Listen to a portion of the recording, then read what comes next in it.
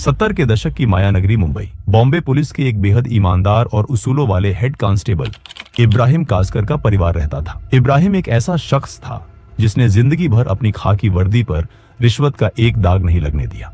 लेकिन नियति का खेल देखिए, उसी पुलिस वाले के घर में एक ऐसा नापाक मंसूबा आकार ले रहा था जो आने वाले दशकों तक भारत की छाती पर मूंग दलने वाला था। इब्राहिम का बेटा दाऊद इब्राहिम। दाऊद बचपन से ही अलग था। पढ़ाई लिखाई में उसका कोई मन नहीं लगता था।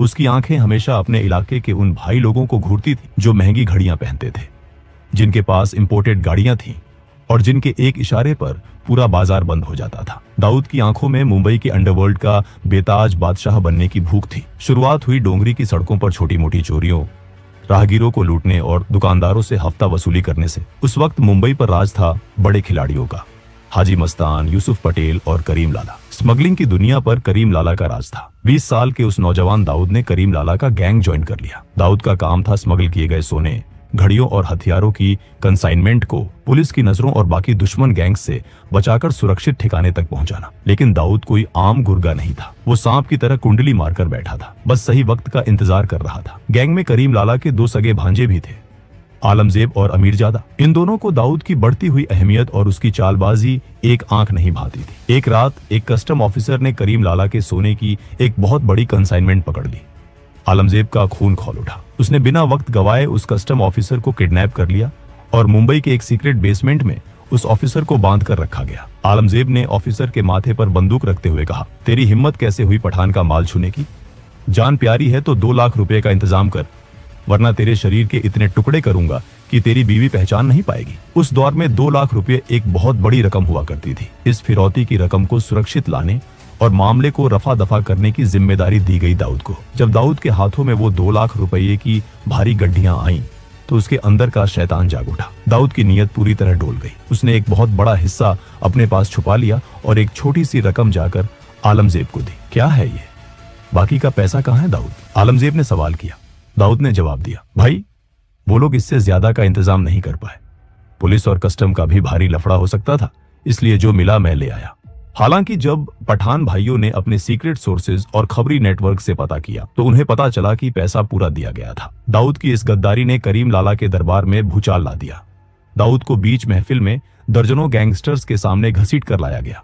उसे पीटा गया। लातों, घूसों और डंडों से उसकी ऐसी हालत कर दी गई कि वो अपने पैरों पर खड़ा नहीं हो पा रहा था। उसे गैंग से धक्के मारकर बाहर निकाल फेंका गया।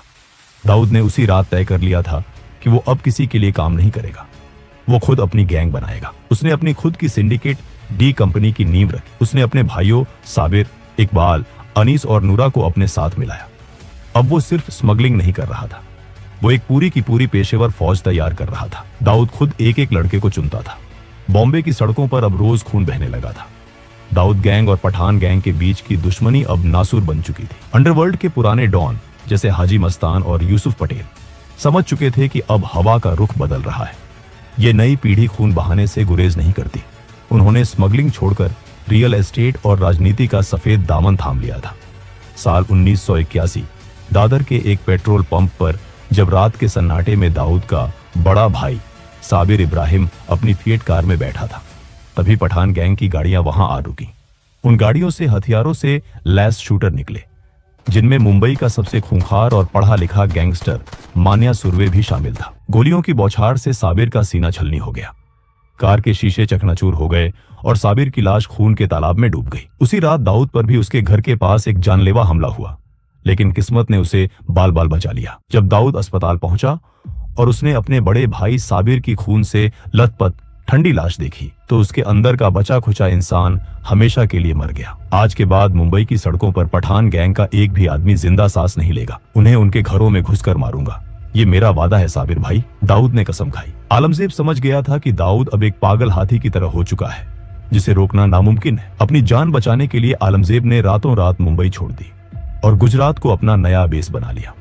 गुजरात में पठान गैंग के पुराने और मजबूत कांटेक्ट थे। वहां के भ्रष्ट पुलिस वालों और लोकल गुंडों से उनके गहरे रिश्ते थे। लेकिन दाऊद कहां रुकने वाला था। उसने अपने ऑपरेशंस का दायरा बढ़ाते हुए गुजरात में भी अपने पैर पसारने शुरू कर दिए। उसने गुजरात के मशहूर स्मगलर लल्लू जोगी से हाथ मिलाया। उसका सिर्फ एक मकसद था, आलमजेब को उसके ही गढ़ में घुसकर कुत्तों की मौत मारना। दाऊद ने अपनी कुटिल चालाकी से आलमजेब पर गुजरात पुलिस में एक झूठा केस दर्ज करवा दिया ताकि पुलिस उसे पकड़े और दाऊद अपने आदमियों के जरिए उसे जेल के अंदर ही खत्म कर दे। लेकिन यहां दाऊद का पासा उसी पर उल्टा पड़ गया।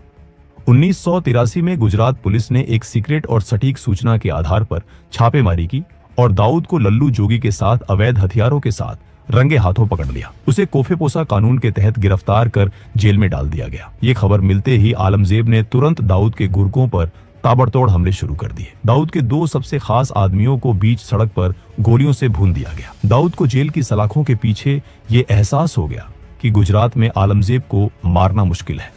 जैसे ही वो बेल पर छूटा, उसने तुरंत वापस मुंबई का रुख किया। अब दाऊद एक मौके की तलाश में था और वो मौका उसे मिला 6 सितंबर 1983 को। आलमजेब का भाई अमीरजादा को एक पुराने आपराधिक केस के सिलसिले में मुंबई के सेशन कोर्ट में पेश होना था।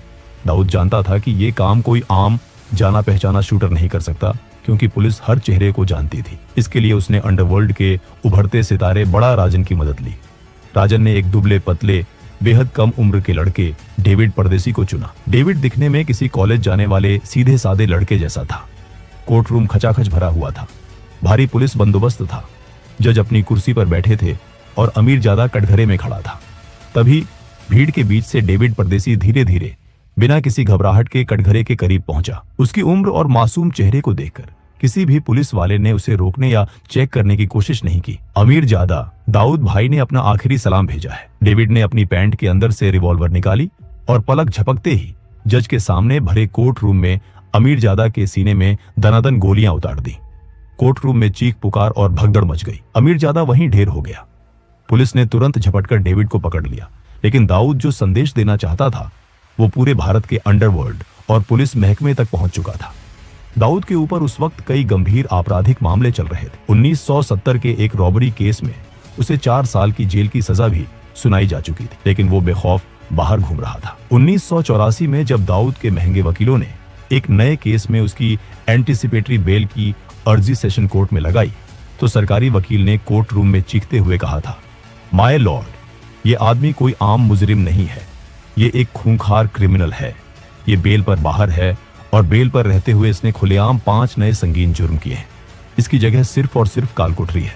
इसे किसी भी कीमत पर जमानत नहीं मिलनी चाहिए। लेकिन हमारे सिस्टम की दीमक इस कदर फैल चुकी थी और उस दौर में जेल नहीं बेल की नीति का ऐसा दुरुपयोग हो रहा था कि दाऊद को फिर से जमानत मिल गई। दाऊद अब पूरी तरह समझ चुका था कि इस सिस्टम को, इसके पुलिस वालों को और इसके वकीलों को कैसे खरीदा जा सकता है। उसने बड़े बिल्डरों, बिजनेसमैन और फिल्म प्रोड्यूसर्स को किडनैप कर भारी मात्रा में एक्सटॉर्शन शुरू कर दी।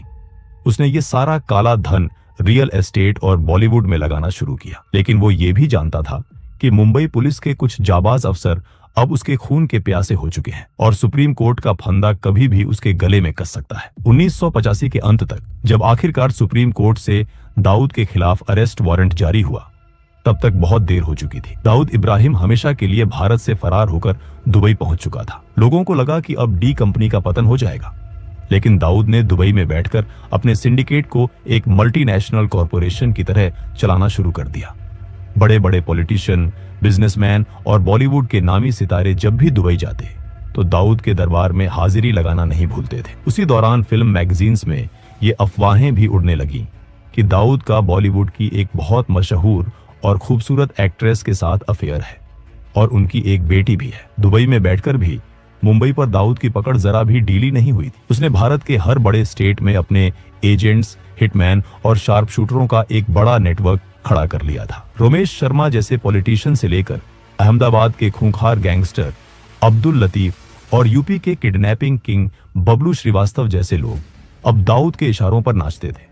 मुंबई में दाऊद का सारा काम उसका एक बेहद खतरनाक गुर्गा रमा नायक संभाल रहा था। रमा नायक ने दाऊद के इशारे पर कई लोगों को मौत के घाट उतारा और धीरे धीरे वो खुद को मुंबई का असली बॉस समझने लगा। वही दाऊद ने भांप लिया कि रमा नायक की बढ़ती ताकत भविष्य में उसके लिए एक बहुत बड़ा खतरा बन सकती है। दाऊद ने रमा को खत्म करने के लिए एक बेहद शातिर चाल चली।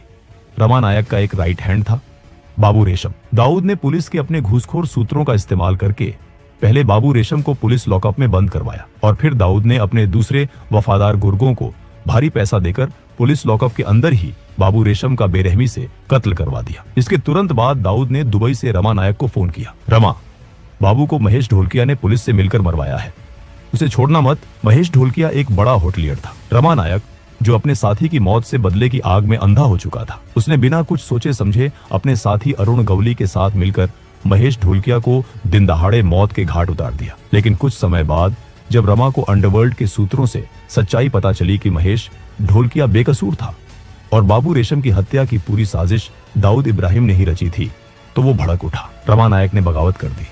उसने दाऊद के उन बिल्डरों और व्यापारियों को पकड़ पकड़ कर लूटना और पीटना शुरू कर दिया जो डी कंपनी को प्रोटेक्शन मनी देते थे। अब से दाऊद को एक पाई का हफ्ता नहीं जाएगा। दुबई में बैठा वो भगोड़ा अब मुंबई का बॉस नहीं है, मुंबई का बाप अब मैं हूं, रमा ने खुलेआम ऐलान कर दिया। रमा नायक की मौत के बाद उसके गैंग और दगड़ी चौल की कमान उसके सबसे वफादार और खूंखार साथी अरुण गवली के हाथों में आ गई। गवली जानता था कि उसके गुरु को दाऊद ने ही चालाकी से मरवाया है।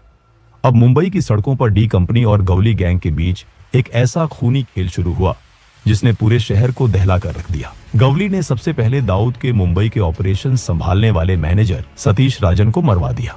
ये दाऊद के लिए एक बहुत बड़ा झटका था। बौखलाए हुए दाऊद ने गवली के खास आदमी अशोक जोशी और उसके पूरे गैंग को एक साथ खत्म करवा दिया। अरुण गवली ने अब दगड़ी चौल को एक किले में तब्दील कर दिया और अपनी फौज खड़ी करनी शुरू कर दी। उसने बेरोजगार और भटके हुए युवाओं को भारी पैसा देकर अपने गैंग में शामिल किया। उसने दगड़ी चौल के अंदर ही साउंड प्रूफ शूटिंग रेंज बनवाई, जहां इन लड़कों को AK-47 स्टीन गन और आधुनिक हथियारों को चलाने की कड़ी मिलिट्री जैसी ट्रेनिंग दी जाने लगी। गवली ने दाऊद के मैनेजर महेश चौड़िया को किडनैप किया और उसे बेरहमी से मार डाला। दाऊद ने पलटवार करते हुए गवली के सगे भाई किशोर गवली की हत्या अपने हिटमैन महेश कुलकर्णी से करवा दी। 1992 में अरुण गवली के खतरनाक शूटर शैलेश हल्दनकर ने दाऊद के जीजा इस्माइल पार्कर का कत्ल कर दिया। दाऊद के लिए ये उसके घर, उसके परिवार पर सीधा हमला था। उसकी बहन विधवा हो गई थी। दुबई में बैठे दाऊद ने अपने सबसे खास और जांबाज शूटरों को ऑर्डर दिया, मुझे हल्दनकर मुर्दा चाहिए, चाहे वो कहीं भी छुपा हो। शैलेश हल्दनकर उस वक्त एक पुराने हमले में घायल होने के कारण मुंबई के JJ हॉस्पिटल में भारी पुलिस सुरक्षा के बीच भर्ती था।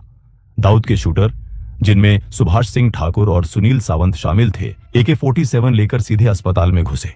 उन्होंने वार्ड में घुसते ही अंधाधुंध गोलियां बरसानी शुरू कर दी। 400 से ज्यादा गोलियां चली।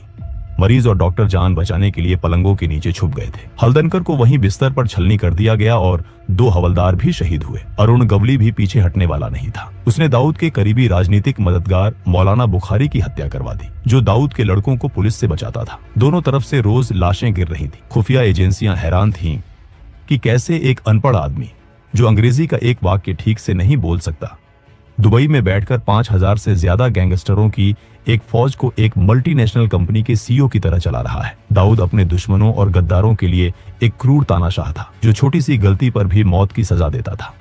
लेकिन अपने वफादार गुर्गों के लिए वो एक दरिया दिल मसीहा था। अगर किसी गुर्गे को गोली लगती या वो जेल जाता तो दाऊद पानी की तरह पैसा बहाता।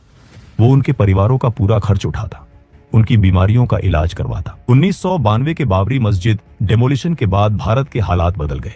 पूरे देश में दंगे भड़क उठे और यहीं पर एंट्री हुई पाकिस्तान की खुफिया एजेंसी ISI की। ISI ने दाऊद इब्राहिम में एक अचूक हथियार देखा। ISI के टॉप कमांडरों ने दुबई में दाऊद से कांटेक्ट किया।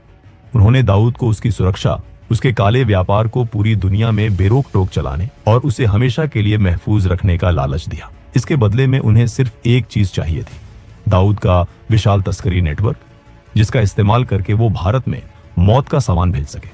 दाऊद, जिसके अंदर का मुसलमान बाबरी मस्जिद की घटना से भड़का हुआ था और जिसके अंदर का व्यापारी नया मुनाफा देख रहा था, उसने अपनी देश का सौदा कर लिया। दाऊद ने गुजरात और महाराष्ट्र के समुद्री तटों के जरिए हथियारों और RDX की भारी कंसाइनमेंट भारत में उतारनी शुरू की। उसने अपने सबसे खूंखार और भरोसेमंद गुर्गे टाइगर मेमन को इस नापाक काम की जिम्मेदारी सौंपी। 12 मार्च 1993, मुंबई, वो काला दिन जब एक के बाद एक 12 सिलसिलेवार बम धमाकों ने पूरे शहर को खंडहर और श्मशान में तब्दील कर दिया।